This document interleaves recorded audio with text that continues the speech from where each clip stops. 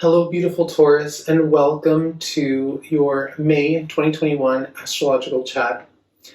Thank you so much for joining me. And May is looking like a month that is kind of an extension of April, but instead of being more, April was more introverted, and May is looking more extroverted in nature. April had us doing extroverted things, but the work was very internal.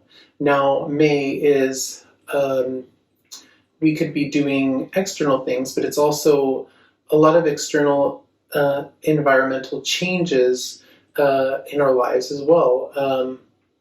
That also, asks us to do internal work as well. There's always internal work. But yeah, it's looking a little bit more like external dynamics. So, and looking like the first part of the month is very free-flowing, kind of relaxing, and there's action there as well. But it's there's more action towards the end of the month because we have a full moon total lunar eclipse in Sagittarius, and then we also have actionable squaring. And like I said, it gets things done. I mean, squares are really functional to move forward. And I'm really thinking this is another continuation of April. It's moving us forward in very productive, good ways to enhance our lives. After the tumultuous times of 2020, I believe that this is a year in general of moving forward. So with that, let's get into the month and start on May. Hi Taurus, so on the 2nd of May, to start off the month, we have Mercury in Taurus in your sign, and it's trining Pluto in Capricorn. Now this is happening between your 1st and your 9th house, and we're seeing here it's very beneficial energy, and it's saying, how are you moving with your own self? How are you moving? How are you moving in space? Moving around your vicinity. It could be anywhere. Your household, your community, anything like that. But it's also saying that you're doing it in harmony with your beliefs, with your deep beliefs, your deep understanding as well. You're really much in sync. You're very much in sync with your knowing self at the beginning of the month. And Venus is along for the ride as well on the 2nd, and it's in Taurus as well, and it's sextiling in beneficial functional aspect Neptune, Pisces, and that's between your 1st and your 11th. So you could be really having some great ideas and wanting to impart knowledge to your friends, whether it be on social media or in person, of course with all precautions in place as well if that need be. But this is kind of a social aspect as well. I mean, there's you could be teaching friends something, you could be speaking about something on social platforms. Now, on the 3rd, May 3rd, at 10:49 p.m., I will be interjecting sometimes here and there when the exact aspects take place, just here and there, so that there is some clarity in, for some people, on certain aspects sprinkled here and there. So on May 3rd at 10:49 p.m., we have Mercury entering Gemini, and that's in your 2nd house. So it's automatically going to stimulate that 2nd house, it could be a material wealth, a material aspect, money in the bank. It could be, also it could just be your values. Around this day you can be understanding how you value yourself and you value your resources in a Geminian way, in a, kind of like being more playful with it as well. So on the 3rd as well, we have Mercury in Taurus, and there's a square between Mercury and Taurus and Jupiter in Aquarius.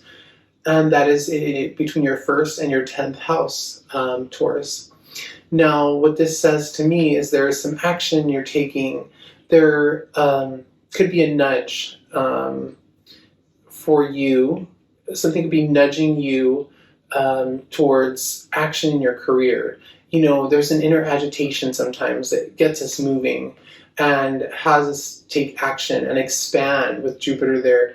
Our career, especially with Jupiter towards the end of the sign of Aquarius, there could be that extra agitation for action towards your career to get that moving, because when Jupiter goes into Pisces 10 days later from this state, you're going to be moving into that 11th house. So whatever career actions you took, it's going to go into the house of gains and bigger organizations, and it's going to be expanded upon. So this is really, this actionable square is it's a very good thing in that it's going to move you forward. Now, the Sun in Taurus is squaring Saturn in Aquarius as well. This is your first and 10th house again. So there's vitality. There is vitality in action and communicative action. I'm sorry. Vital communicative action in that house of career. And Jupiter and Saturn are both there. So whatever action you're taking, it's being concretized, not just expanded, but concretized into something solid. Now, on May 5th, happy Cinco de Mayo, by the way, and also happy birthday to all the Taurians that are, the month of May is their birthday, so happy birthday to you. Now, on Cinco de Mayo, May 5th, at 1:13 a.m., we have Jupiter quintiling Uranus. Now, that is happening between your 10th and your first house. So again, you and your career, you and your goals, you and your higher aspirations, your legacy. Sometimes they have a parent. And the quintile is it's like an aspect. It's not good or bad. It's kind of just like there is a little bit anxious, exciting energy as well. That's what that says. Between you and, your career, it's again, just like on the 3rd, you just have this feeling to take action. You just have this urge to move on something. And anytime you have that urge, it could be a really good thing. You want to act and not just have like the anxiety build up. So turn that into excitement and act in a good way, with all the right focus there. So on the 6th, you have a really beneficial aspect. You have Venus in Taurus trining Pluto in Capricorn. This is between your first and your 9th house. So there is like, it could be coming from your heart. There's something at the heart level that you're feeling really flow wonderfully with your beliefs, with something you're learning, some deep inner knowledge that you've learned, and it's moving you. It's really moving you, Taurus, on this day, and that's a beautiful thing. Because also on May 6th at 1:33 p.m. around the middle of the day, we have the true node, the north node of destiny, so to speak, sextiling Chiron. Chiron in mythology was the wounded healer, and he represents. There's a deep healing. There could be a healing aspect here for you. It's between your 2nd and your 12th house. So Chiron's in that 12th house. It could even be, 12th house is very mystical. It could be like actual healing, healing with something you value or someone you value that's close to you, or,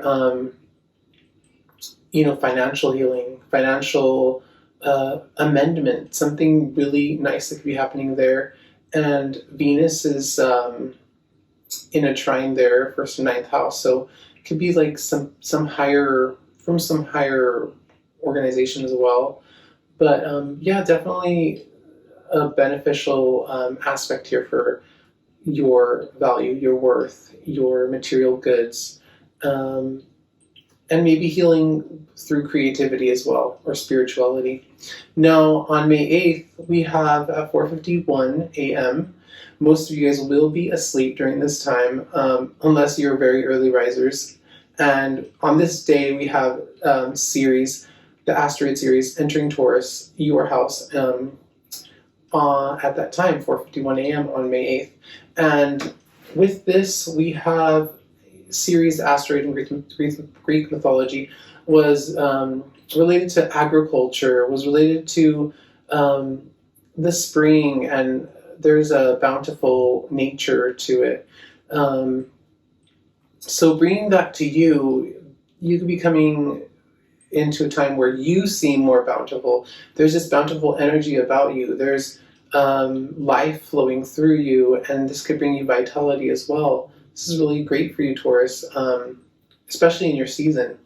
Now, on May 8th, we have Venus entering Gemini at 10:01 p.m. And this is in your second house. This is stimulating, again, in a Geminian way, because that's your second house.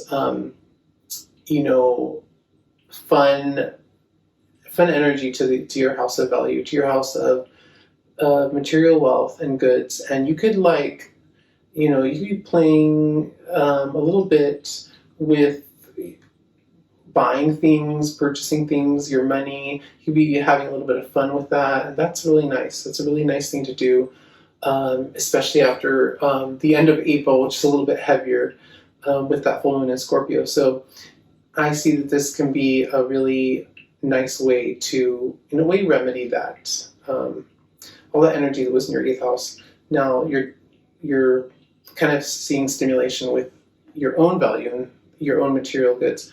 Now on the 11th, Mars in Cancer is sextiling, beneficial working aspect to Uranus in Taurus. And that is between your 3rd and your 1st house. So you're taking some kind of action in communicating in a nurturing way to yourself. This has the whole feel of mantras, even you're looking in the mirror. You could be just something, Uranus and Taurus, something that you're seeing that's new within yourself, communicating loving words to yourself. And maybe that is a new thing. Not that Taurians don't do that already, but you could be doing it in a new way. Maybe you're writing it down, maybe you're journaling or something like that, or doing mirror work, whatever it is, but you are kind of nurturing yourself. And this is right on time for the new moon in Taurus, because on the same day at 3 p.m., you have the new moon in your sign, Taurus. So all this action to nurture yourself, using communication, using 3rd house rules, the hands, the arms, you're nurturing yourself. And this is setting new seeds of employing the new seeds to grow and to bring yourself up in some way. This is a really nice time to do something wonderful for yourself and think kindly and wonderfully for others as well. Now, on the 12th, we have Mercury in Gemini, and it's trining Saturn in Aquarius. This is between your 2nd house and your 10th house. So here there is communication or some kind of movement within the house of value in harmony with the structures you're making for your career, towards your career. So it could literally be you're investing in, and it's looking very auspicious for your career. You could be investing something from your own money into how you structure your career, or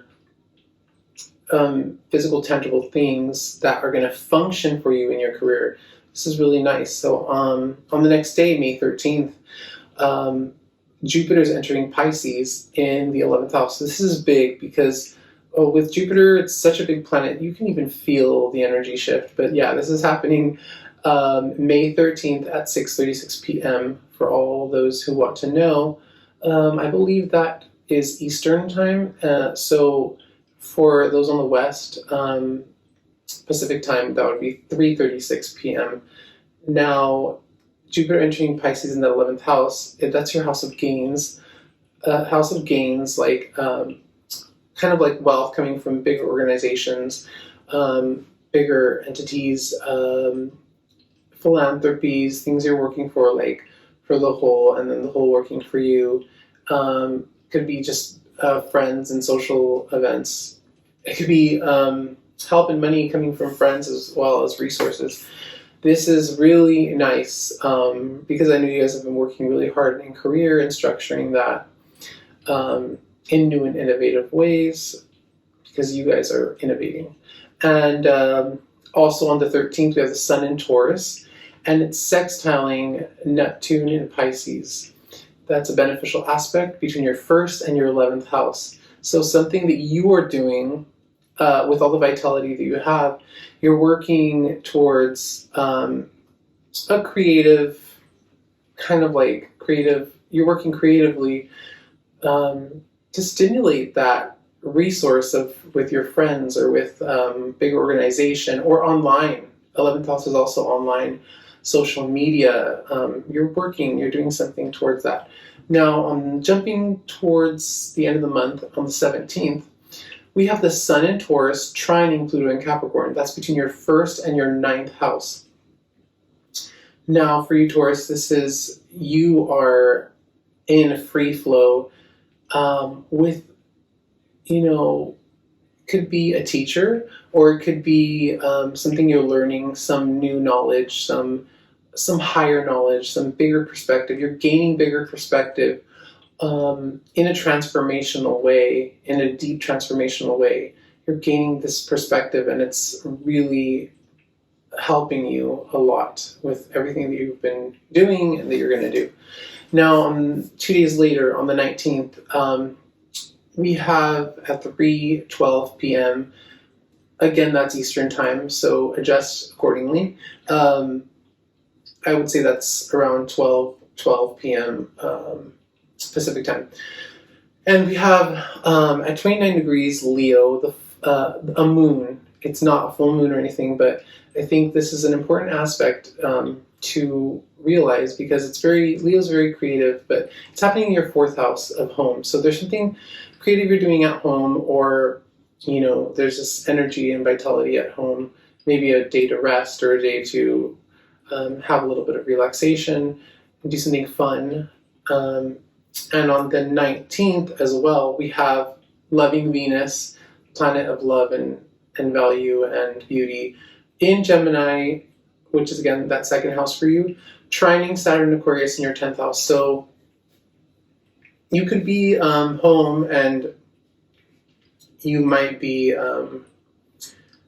understanding something about your value and your career, and it could be an illumination here, or just something really beneficial happening in your career and the way you structure your career,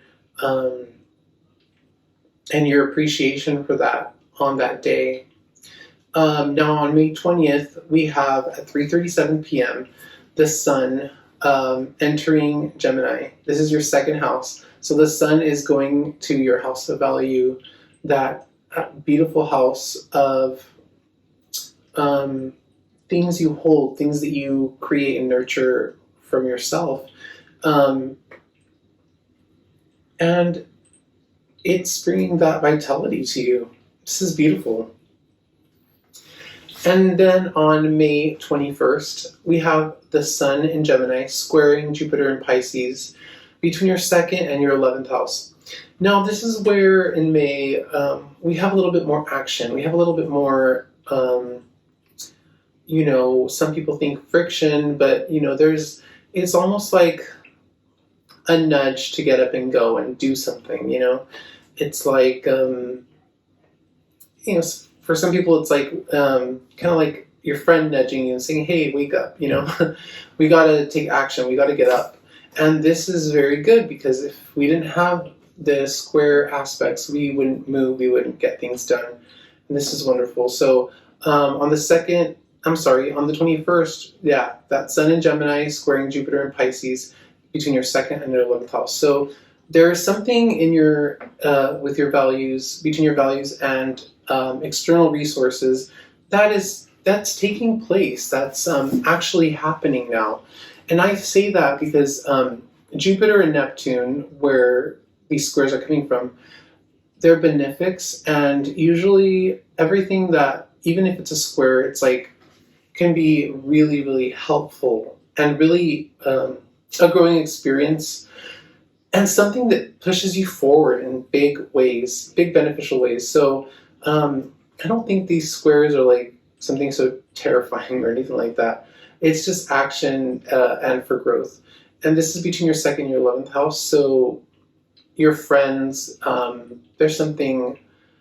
there's action happening between, your values and your bank account and your friends.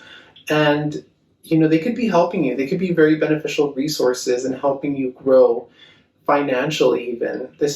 I could feel this really big. And you have the Sun in Gemini, so you have a lot of vitality to take that action. And also you have Mercury there on the 22nd, making a square to Neptune in Pisces, between that second and 11th house. Again, you're communicating, or that second house is like translating. There's some kind of communication between, your financials, your values, and all that, between and Mercury, that planet, and Neptune in Pisces, which is creative, and it's like you could be having really creative friends, and they're helping you understand how you can either make more money or how you can, rearrange things and have more profits, or just value yourself more. And this is really a beautiful growing time. So, embrace those friendships that really help you with that. So on May 23rd at 5:19 a.m., we have Saturn turning retrograde, and that is in Aquarius, your 10th house. So whenever we have the planets go retrograde, there is something to review, there's something to reconsider, restructure. Saturn, that's a big word, restructure. I love that for this. So you're restructuring something for your career, for your goals, for your legacy, your higher aspiration. That's your 10th house. So there's restructuring going, and reviewing. It doesn't have to be a full remodel, full restructuring of the career or anything. It's just, or you're reviewing all the changes that you have made when Saturn was direct. So maybe you made all those changes and now you're reviewing them, working the kinks out, and really appreciating where you come from and where you're going. So on the 26th, we have a huge culmination, the full moon total lunar eclipse in Sag. That's in your 8th house, Taurus. So this full moon total lunar eclipse is really, it's very deep. It's very, for you, it's very deep. It's very transformative. That's the word. It's very transformative for you guys. And it could also deal with the way you used to make money, receiving money from another person or another, a partner or whatever. It's transforming the way you do that, or your resources from an outer source. It could also be, 8th house is also just deeper subjects. You could be having culmination of energy, kind of ending the way you used to transform, the way you used to approach a deeper subjects. These are deeper, like what some people call darker subjects, but you're transforming. This is a beautiful thing. Lunar eclipses are very transformative. The 8th house is very transformative. So something is like you're going through a tunnel and then you're coming out and seeing the light, with regards to those things, external resources from other people, and also just transformation for you as well. Now, on the 27th of May, we have Venus in Gemini squaring Neptune in Pisces. So we had the Sun and Mercury, and now we have Venus days later, squaring Neptune and Pisces. So this is between your second and your 11th house again. And it's saying, like, how are you appreciating your, are you valuing yourself? Are you valuing what you've stored, what you've made for yourself? Are you valuing it enough? And can you let your friends and large organizations help you in increasing it, and taking action to just make it even better, that house of value. And maybe doing it in a creative way, or allowing them to help you in creative ways. Now, on the 29th, 2 days later, at 6:34 p.m., we have Mercury turning retrograde. So we had Saturn, and now we have Mercury turning retrograde in that second house. So Saturn in your 10th and Mercury in your second. So you're reviewing and reconsidering your financials, your, maybe could even be the way you make money, or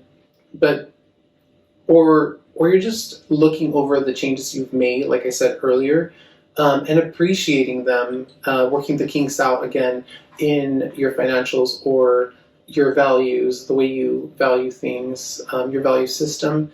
And so reviewing and then working the kinks out and appreciating the parts that are flowing really nicely.